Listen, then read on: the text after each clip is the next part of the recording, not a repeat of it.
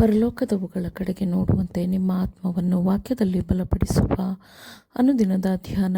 ಇಂದಿನ ಧ್ಯಾನದ ಶೀರ್ಷಿಕೆ, ನೋಡುವವರಾಗಿ ನಡೆಯದೆ ನಂಬುವವರಾಗಿ ನಡೆಯಿರಿ.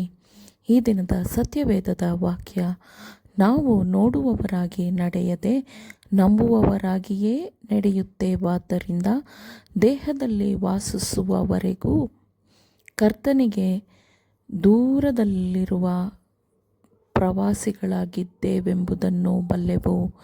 2 ಕೊರಿಂಥದವರಿಗೆ 5ನೇ ಅಧ್ಯಾಯ 7ನೇ ವಚನ.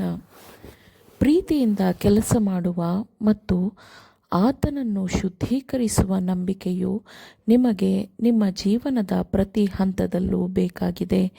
ಈ ನಂಬಿಕೆಯು ಪರಿಶುದ್ಧವಾಗಿ ಆಚರಿಸುವ ಶ್ರೇಷ್ಠತೆಯ ಮೂಲಕ ಆತ್ಮವನ್ನು ಚುರುಕುಗೊಳಿಸುತ್ತದೆ ಮತ್ತು ಅದನ್ನು ಉನ್ನತೀಕರಿಸುತ್ತದೆ. ನಿತ್ಯ ಜೀವನಕ್ಕಾಗಿ ಪಂದ್ಯದಲ್ಲಿ ಓಡುತ್ತಿರುವ ಪ್ರತಿಯೊಬ್ಬರಿಗೂ ಇದು ಅಗತ್ಯವಾಗಿದೆ. ಇದು ಆತ್ಮವನ್ನು ಶುದ್ಧವಾದ ನಿರ್ಮಲ ವಾತಾವರಣಕ್ಕೆ ಏರಿಸುತ್ತದೆ. ಅದನ್ನು ಹೊಂದಿಕೊಂಡಿರುವವರಿಗೆ ಅದು ಉನ್ನತವಾದ ಮತ್ತು ಇನ್ನೂ ಹೆಚ್ಚಿನ ಸಾಧನೆಗಳನ್ನು ಎದುರು ನೋಡಲು ಮತ್ತು ಸ್ವಾರ್ಥ ಜೀವನದ ಅಪಾಯಗಳನ್ನು ಸ್ಪಷ್ಟವಾಗಿ ಗ್ರಹಿಸಲು ಅನುವು ಮಾಡಿಕೊಡುತ್ತದೆ.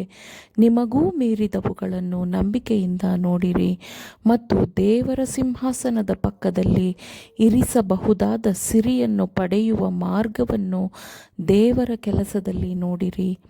ದೇವರಿಗೆ ಸಂಪೂರ್ಣವಾಗಿ ಏನನ್ನೂ ತಡೆಹಿಡಿಯದೆ ಸಮರ್ಪಿಸಿಕೊಳ್ಳುವುದರಿಂದ ಹೊಂದಿಕೊಳ್ಳಬಹುದಾದ ಜ್ಞಾನದ ಆಳ ಮತ್ತು ಅಗಲವನ್ನು ತಿಳಿದುಕೊಳ್ಳಿರಿ. ಕರ್ತನು ಸಂಪೂರ್ಣನಾದ ಮನುಷ್ಯನನ್ನು ಹೊಂದಿರುತ್ತಾನೆ, ಬೇರೆ ಯಾರನ್ನೂ ಅಲ್ಲ. ಹಣದ ಉಡುಗೊರೆಗಳಿಂದ ಆತನ ಅನುಗ್ರಹವನ್ನು ಖರೀದಿಸಲು ಸಾಧ್ಯವಿಲ್ಲ.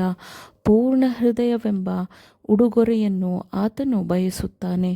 ನಾವು ನಮ್ಮನ್ನು ಸಂಪೂರ್ಣವಾಗಿ ಒಪ್ಪಿಸಿಕೊಡುವ ಮೊದಲು ಅಥವಾ ಅವನಿಗೆ ಶರಣಾಗುವ ಮೊದಲು ನಮ್ಮ ಕೆಲಸಗಳ ಫಲಿತಾಂಶವನ್ನು ತಿಳಿದುಕೊಳ್ಳುವುದು ನಮಗೆ ಅನಿವಾರ್ಯವಲ್ಲ.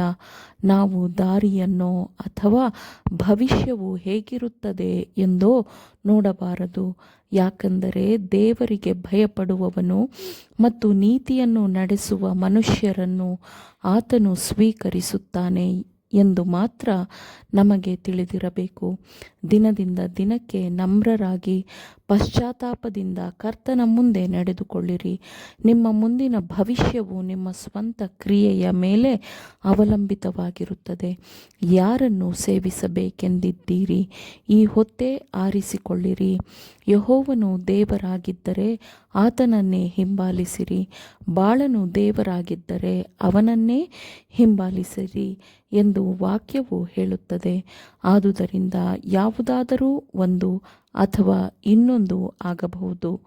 ನೀವು ದೇವರನ್ನೂ ಧನವನ್ನೂ ಕೂಡ ಸೇವಿಸಲಾರಿರಿ ಎಂದು ವಾಕ್ಯವು ಹೇಳುತ್ತದೆ. ನಿಮ್ಮ ಈಗಿನ ಸಂತೋಷ ಮತ್ತು ಭವಿಷ್ಯದ ಯೋಗಕ್ಷೇಮವೆರಡೂ ನಿಮ್ಮ ಸ್ವಂತ ಆಯ್ಕೆಯ ಮೇಲೆ ಅವಲಂಬಿತವಾಗಿದೆ. ನೀವು ಯೇಸುವನ್ನು ಹಿಂಬಾಲಿಸುತ್ತಿದ್ದರೆ ಆತನ ವಾಕ್ಯಕ್ಕೆ ನೀವು ವಿಧೇಯರಾಗಬೇಕು. ಯಾವನಿಗಾದರೂ ನನ್ನ ಹಿಂದೆ ಬರುವುದಕ್ಕೆ ಮನಸ್ಸಿದ್ದರೆ ಅವನು ತನ್ನನ್ನು ನಿರಾಕರಿಸಿ ತನ್ನ ಶಿಲುಬೆಯನ್ನು ಹೊತ್ತುಕೊಂಡು ನನ್ನ ಹಿಂದೆ ಬರಲಿ ಎಂದು ಕ್ರಿಸ್ತನು ಹೇಳುತ್ತಾನೆ. ದೇವರ ಮಗನ ದೇಹವನ್ನು ತಿಂದು ಆತನ ರಕ್ತವನ್ನು ಕುಡಿಯುವ ಎಲ್ಲರಿಗೂ ನಿತ್ಯ ಜೀವವೂ ಇದೆ. ಅಂದರೆ ಆತನಿಂದ ಆತನ ಬಾಯಿಂದ ಬರುವ ಪ್ರತಿಯೊಂದು ಮಾತಿನಿಂದಲೂ ಜೀವಿಸುವುದು ಎಂದು ಅರ್ಥ. ಹೀಗೆ ನಡೆದುಕೊಳ್ಳುವವರೆಲ್ಲರೂ ಕ್ರಿಸ್ತನೊಂದಿಗೆ ಒಂದಾಗುವುದರ ಅರ್ಥವೇನೆಂದು ಸ್ಪಷ್ಟವಾಗಿ ತಿಳಿದುಕೊಂಡಿರುತ್ತಾರೆ. ಆದರೆ ಮೇಲಣಿಂದ ಬರುವ ಜ್ಞಾನವು ಮೊದಲು ಪರಿಶುದ್ಧವಾದದ್ದು, ಆಮೇಲೆ ಸಮಾಧಾನಕರವಾದದ್ದು, ವಿನಯವುಳ್ಳದ್ದು, ಸಂತೋಷವಾಗಿ ಒಪ್ಪಿಕೊಳ್ಳುವಂಥದ್ದು, ಕರುಣೆ ಮುಂತಾದ ಒಳ್ಳೆ ಫಲಗಳಿಂದ ತುಂಬಿರುವಂಥದ್ದು ಆಗಿದೆ. ಅದರಲ್ಲಿ ಚಂಚಲವೂ ಕಪಟವೂ ಇಲ್ಲ.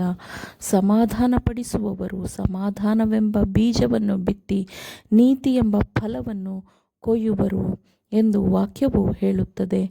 ಇಬ್ಬರು ಒಂದೇ ರೀತಿಯ ಬಾಹ್ಯ ಆರಾಧನಾ ಕ್ರಿಯೆಯಲ್ಲಿ ತೊಡಗಬಹುದು, ಆದರೆ ಒಬ್ಬನ ಸೇವೆಯನ್ನು ಪರಿಶುದ್ಧ ಸ್ಥಳದ ಚಿನ್ನದ ತಕ್ಕಡಿಯಲ್ಲಿ ತೂಗಿ ನೋಡಿದಾಗ ಅದರಲ್ಲಿ ಕೊರತೆ ಕಂಡುಬರಬಹುದು.